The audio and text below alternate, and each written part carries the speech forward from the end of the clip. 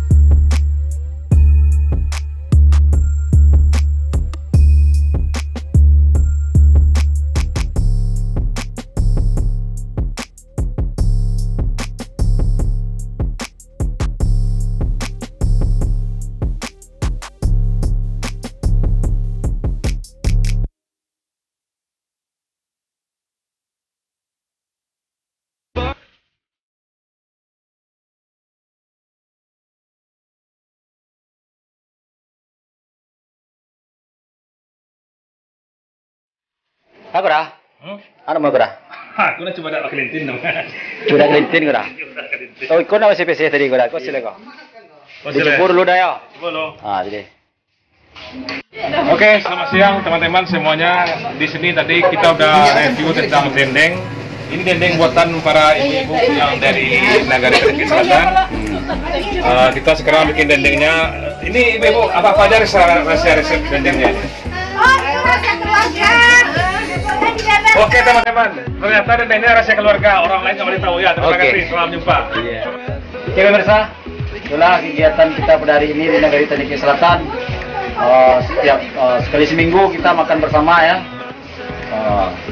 Jaga kekompakan, silaturahmi tetap juga.